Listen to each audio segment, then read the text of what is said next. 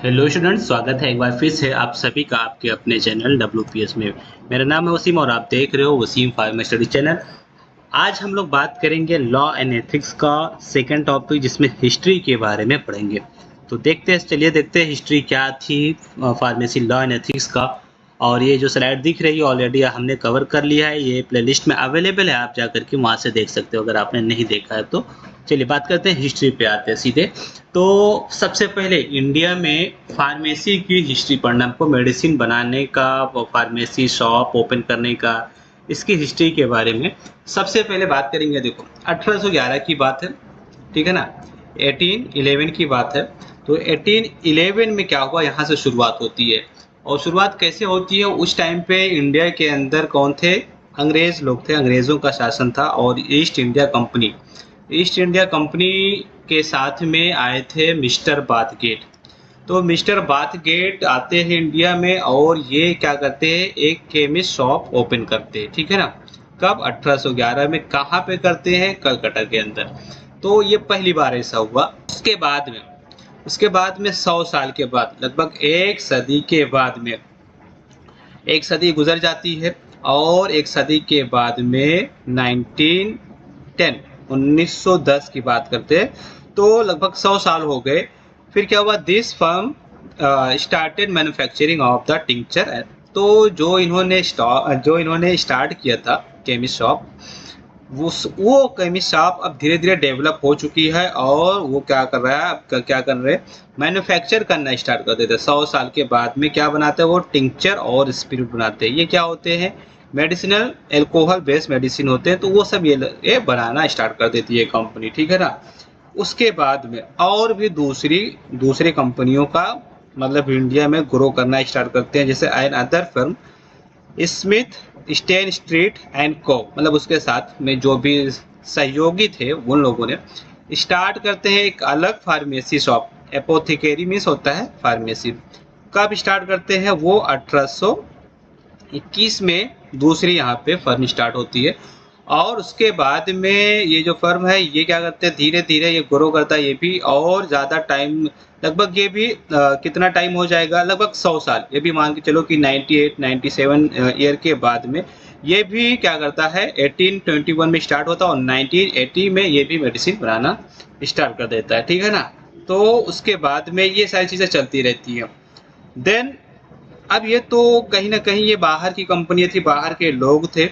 फिर बात करते हैं स्वदेशी, अपने देश की बात करेंगे। स्वदेशी में क्या होगा, समझो ध्यान से। Bengal chemist and pharmaceutical works, a small factory was started in Calcutta. एक अलग 1900 कब की बात है, ये 1901 में आचार्य प्रफुल्ल चंद्र रॉय, इन्होंने क्या किया, ये बहुत बड़े वैज्ञानिक थे, इंडिया के वैज्ञानिक थे। तो इन्होंने बंगाल केमिस्ट एंड फार्मास्यूटिकल के नाम से एक फैक्ट्री स्टार्ट कर देते हैं। कब स्टार्ट करते हैं, 1901 में, ठीक है ना। तो ये सारी चीज़ें चलती रहती है। इससे क्या हुआ, जब इन्होंने स्टार्ट किया तो इंडिया के अंदर फार्मा कंपनियों का बहुत बड़ा ये, क्योंकि ये इंडियन थे और इंडियन होने की वजह से अब इंडिया के अंदर ये लगा कि भाई इंडिया के लोग भी मेडिसिन में, फार्मेसी में आगे आ सकते हैं। तो ये बहुत बड़ा कदम था, ठीक है ना, इंडिया के लिए। उसके बाद में बात करेंगे यहाँ पे धीरे धीरे और क्या हुआ, 1903 में, ठीक है ना। 1903 में क्या हुआ, प्रोफेसर के गज्जर, इनके नेतृत्व में, इनके लीडरशिप में एक कंपनी और एक स्मॉल फैक्ट्री ओपन होती है बरेल में ओपन होता है। और फिर क्या होता है, धीरे धीरे इसकी वजह से, मतलब अब देखो ये स्टार्ट कर रहे हैं, which lead to the development of other pharmaceutical unit. जब ये अप्रैल में स्टार्ट हुआ तो इनकी वजह से इसी को देख करके दूसरे छोटे छोटे बहुत सारी फार्मास्यूटिकल कंपनियां स्टार्ट हुई। और उसी में से एक थी Alembic chemical works limited product, जो आजकल के टाइम पे ये एलेम्बिक कंपनी है ना, बहुत बड़ी कंपनी है, ये उसी के टाइम के थी। और प्रोफेसर के गुज्जर ने स्टार्ट किया था, तो उसी से प्रेरित होकर के, उसको देख करके छोटी छोटी कंपनियां ओपन हुई और फिर एक बड़ी कंपनी बनी एलेम्बिक केमिकल वर्क्स, ठीक है ना। ये हम लोगों ने यहाँ पे देख लिया। फिर बात आगे बढ़ती है, धीरे धीरे बात आगे बढ़ती है और अब आ जाते हैं 20वीं सदी में। 20 सेंचुरी में कि इंडिया के अंदर दवाइयों की क्या स्थिति थी, क्या सिचुएशन था, क्या कंडीशन था। कब की बात कर रहा है, अब 20वीं सदी में इंडिया में मेडिसिन का कंडीशन क्या था। तो क्या हुआ, at that time drug were mostly exported in the crude form and imported. अब देखो ये सारी चीज़ें चल रही हैं, अभी पूरी तरीके से हमारा कंट्री, हमारा देश स्टेबल नहीं हुआ है, अंग्रेज़ों की गुलामी में था। तो यहाँ से अंग्रेज़ लोग क्या करते थे, यहाँ से रॉ मटेरियल को एक्सपोर्ट करते थे और वहाँ से फिर क्या करते थे, उसको वो फाइनल पैकेट बना करके, फाइनल मेडिसिन बना करके या कुछ भी था, वो ला करके इंडिया में दोबारा बेचते थे और महंगे दामों में बेचते थे, ठीक है ना, from abroad, mainly from UK, France and Germany. ये 3 कंट्री और भी कुछ कंट्रीज थे जहाँ पे ये सारी चीज़ें चल रही थी, ठीक है ना। तो अब हम बात करेंगे फिर क्या हुआ। अब यहाँ पे सब कुछ है, कोई रूल रेगुलेशन है ही नहीं, कोई कुछ भी नहीं है, प्लस उधर वर्ल्ड वॉर भी चल रहा है, ठीक है। 1919 में वर्ल्ड वॉर भी चल रहा था, याद होगा आपको। तो 1919 में, तो 1914 से 1919 तक वर्ल्ड वॉर भी चला है, ठीक है ना। तो क्या हुआ है, अब इतना वर्ल्ड वॉर भी चल रहा है, लोग मर रहे हैं, लोग मतलब लोगों की जाने जा रही हैं बहुत सारी, लोगों का इलाज भी करना था उसी बीच में, कैसे करते, क्या करते। तो अब हुआ क्या, there was no control on the drug. अब दवाओं पे कोई कंट्रोल नहीं, ना कोई रूल है, ना कोई रेगुलेशन है, लोगों का इलाज करना है। तो anything under the name of the drug could be made, sold and imported. जैसे कि देखो ये तो उस टाइम की बात है, मैं एग्जांपल दे रहा हूँ आपको कोरोना टाइम का। कोरोना के टाइम पे सैनिटाइज़र हुआ, मास्क हुआ, कुछ और ऐसी छोटी-छोटी चीज़ें, बहुत सारी चीज़ें मेडिसिन के नाम पर बेची जाती थी, खरीदी जाती थी और सैनिटाइज़र के नाम पे, ठीक है ना? तो ये सारी चीज़ें यहाँ पे बताया गया, as there was no restriction, कोई भी रिस्ट्रिक्शन नहीं था टू द इम्पोर्ट, मतलब उसको निर्यात करने का, आयात करने का और निर्यात करने का, on the name of the drug and also quality, quality गुणवत्ता, मतलब कोई भी चीज़ नहीं थी। तो मेन क्या किया गया, एडल्ट्रेटेड एंड स्पूरियस, मिक्सिंग वाली मेडिसिन बहुत सारी बेची गई और जो खराब हो चुकी थी वो सारी चीज़ें बेची गई। इंडिया में ये मतलब एकदम पानी की तरीके से बह रहा है, हर जगह पे मिलावटी सामान बिक रहा है, मिलावटी चीज़ें, मिलावटी मेडिसिन मिल रहे हैं, ये सारी चीज़ें हो रही थी, ठीक है ना, बहुत धड़ल्ले से। तब क्या करना पड़ा, अब यहाँ से फिर क्या होता है, नई चीज़ की स्टार्ट होती है, नकली दवाएँ बहुत ज़्यादा हो गई है, तो अब कानून का मतलब स्टार्ट कि भाई ऐसे नहीं चलेगा, ठीक है ना। तो कानून की पहली कदम की स्टार्ट होती है, फर्स्ट टाइम मतलब नया कानून, मतलब नई चीज़ें कुछ लेकर के आया जाए।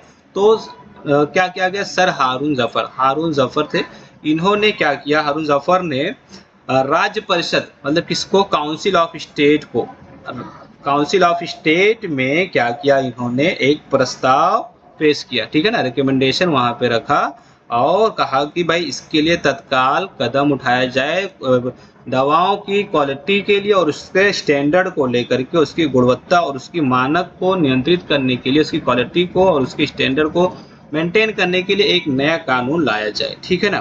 फिर बात आगे बढ़ती गई और 1937 आया। 1937 में क्या हुआ, इम्पोर्ट ड्रग बिल आया, मतलब जो हम लोग इम्पोर्ट और एक्सपोर्ट करते ना, आयात और निर्यात करते हैं जो बाहर की कंट्री से, तो उसके लिए कानून बन गया कि नहीं, अब कुछ भी होगा तो वो बिल बनेगा, उसकी क्वालिटी चेक होगी, यूज़ करने से पहले उसका लैब टेस्टिंग होगा, हर एक चीज़ के बारे में ये इम्पोर्ट ड्रग बिल आ गया, ठीक है ना, वैसे नहीं हो चलेगा अब, ठीक है ना। तो ये क्या हुआ, इम्पोर्ट ड्रग बिल 1937 में क्या हुआ, विधानसभा में पेश किया गया, ठीक है ना। उसको ये पेश किया गया ड्रग के कंट्रोल को लेकर के, लेजिस्लेटिव असेंबली में, मतलब विधानसभा में इसको पेश किया गया और इम्पोर्ट ऑफ ड्रग को लेकर के। बट क्या हुआ, देखो, this bill did not contain any provision about the manufacturing, sale and distribution. इसमें सिर्फ इंपोर्ट को लेकर के था, इसके मैन्युफैक्चरिंग और सेल को लेकर के कोई भी बात नहीं की गई, ठीक है ना। इसका मेन जो उद्देश्य था ये था कि आयात की जो, मतलब जो भी इंपोर्ट कर रहे हो, इंपोर्ट की खाली गुणवत्ता को चेक करना था, उसकी क्वालिटी को चेक करना था, मैन्युफैक्चरिंग और सेल और डिस्ट्रीब्यूशन को लेकर के कोई बात नहीं की गई, ठीक है ना। तो अब क्या हुआ, बात और आगे बढ़ती गई, फिर आया 1940, ठीक है ना। 1937 की बात ये है, इन्होंने पेश किया, ठीक है ना, असेंबली में पेश हुआ, सब कुछ बिल वहाँ से पास हुआ, तो ठीक है, इंपोर्ट को लेकर के हो गया। बट ये मैन्युफैक्चरिंग सेल इन सब के बारे में कोई बात नहीं की गई। फिर बात आगे बढ़ी और आया 1940। तो 1940 में क्या हुआ, ड्रग एंड कॉस्मेटिक एक्ट ये सामने आता है, ठीक है ना। ड्रग एंड कॉस्मेटिक एक्ट का मतलब ये अस्तित्व में आया कि इस बिल को लागू किया जाए, ठीक है ना। तो पहले तो इसका क्या क्या लेजिस्लेटिव असेंबली में इसका भी रखा गया, पेश किया गया। और इस बिल, ये जब बिल पास होता है तो मतलब पूरा देखो, क्योंकि मेडिसिन देखा जाए बहुत ज़्यादा यूज़ किया जाता है, कॉस्मेटिक सजावट की सामान, ठीक है ना, मेकअप के सामान, क्रीम पाउडर, है ना, बहुत सारे आते हैं, लिपस्टिक, सारी चीज़ें कॉस्मेटिक आती है, आईलाइनर आते हैं, क्या क्या नहीं आता है कॉस्मेटिक में, अगर आप मेडिकल में चले जाओ। तो इन सब का ये आया कि भाई देखो एक नया कानून बन गया, अब ये भी मार्केट में बिकने से पहले सारी चीज़ों की टेस्टिंग होगी, ठीक है ना। तो इस तरीके से ये आया। अब इस कानून में क्या कहा गया, दवाओं के अलावा अदर चीज़ों के बारे में भी बात की गई। और क्या कहा गया, जो देखो presently drug act 1940 covers the provision related to drug and cosmetic, Ayurveda के बारे में, सिद्धा, यूनानी सिस्टम, सभी तरह के दवाओं के बारे में कवर करता है ड्रग एंड कॉस्मेटिक एक्ट। तो ये क्वेश्चन बहुत ही ज़्यादा इम्पोर्टेंट था, इतना ही था, 2 पेज का था, 2 स्लाइड था, और यहीं पे मैं इसको ख़त्म करूँगा।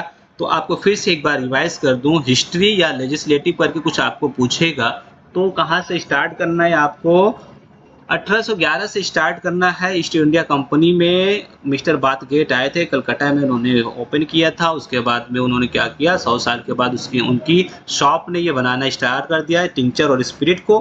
फिर बाद में धीरे धीरे 1821 की बात में ये क्या हुआ, स्मिथ और स्टैन स्ट्रीट के जो भी थे, इन्होंने एक फार्मेसी ओपन कर दी। बाद में ये भी क्या करती है, मेडिसिन बनाना स्टार्ट कर देती है। फिर इंडिया की बात करेंगे, इंडिया के लोग थे आचार्य प्रफुल्ल, इन्होंने स्मॉल फैक्ट्री ओपन की, ठीक है ना, 1901 में। फिर बाद में क्या हुआ, प्रोफेसर टीके गज्जर के अंडर लीडरशिप में स्मॉल फैक्ट्री ओपन हुआ बरेल में। इससे बहुत सारी छोटी छोटी कंपनियां स्टार्ट हुई, और एलेम्बिक भी उसी टाइम पे स्टार्ट हुई थी, जो आज के टाइम पे बहुत बड़ी कंपनी बन चुकी है, ठीक है ना। इस तरीके से उस टाइम की बात करेंगे तो बहुत सारी चीज़ें बाहर के देशों से इंडिया में मंगाई जा रही थी, और इंडिया से फिर क्या मतलब यहाँ से रॉ मटेरियल बाहर जाता था, फिर वहाँ से मैन्युफैक्चर होकर के इंडिया में आता था। तो कुछ कंट्री का नाम दिया, यूके, फ्रांस, जर्मनी, ऐसे दिया गया, ठीक है ना। कोई भी रोक टोक नहीं था, कोई भी रूल रेगुलेशन नहीं था। तो इंडिया में वैसे भी क्या थी, एजुकेशन कम था, लोग कम पढ़े लिखे थे, लोग थे, गरीब थे, और वर्ल्ड वार भी चल रहा था, सारी चीज़ें थी, ठीक है ना। तो स्पूरियस और एडल्ट्रेटेड मटेरियल इंडिया में आ गया। उसके बाद सब ये सारी चीज़ें देखी गई, तो हारून जफर ने क्या किया, एक रिजोल्यूशन, एक क्या किया, प्रस्ताव पारित कर दिया, वहाँ पे पेश किया गया स्टेट काउंसिल के पास में। तो उन्होंने क्यों कहा, क्योंकि क्वालिटी वगैरह को चेक करना, क्योंकि ऐसे रहेगा तो लोग इंडिया में लोग मरते रहेंगे, ठीक है ना। फिर 1937 की बात आई, 1937 में सारी चीज़ें, फिर ड्रग इंपोर्ट बिल आया, और ड्रग इंपोर्ट बिल में इंपोर्ट को लेकर के बात की गई, मैन्युफैक्चरिंग की बात फिर भी छूट गई, सेल की बात छूट गई। फिर ड्रग एंड कॉस्मेटिक एक्ट आया, जिसके अंदर बहुत सारे पॉइंट रखे गए, ड्रग भी रखा गया, कॉस्मेटिक के सारे प्रोडक्ट रखे गए, ठीक है ना। तो यहाँ पे आज हमारा लेक्चर होता है एंड। वीडियो अगर आपको कैसी लगी आप कमेंट में लिख के जाओ, कमेंट नहीं करते हो, बहुत बड़ा गलती करते हो आप। देखो आपके लाइक और कमेंट और सब्सक्राइबर से ही मेरा प्रोत्साहन बढ़ता है, मुझे एनर्जी मिलती है। तो इस तरीके से आप लोग लाइक करके जाया करें, चैनल को सब्सक्राइब नहीं किया तो सब्सक्राइब कर दें, और बेल आइकन भी प्रेस कर दें, जिससे आने वाली वीडियो की नोटिफिकेशन मिल जाए। चलिए मिलते हैं नेक्स्ट वीडियो में, तब तक के लिए take care, bye bye, thanks for watching. देखते रहिए वसीम फार्मा स्टडी चैनल।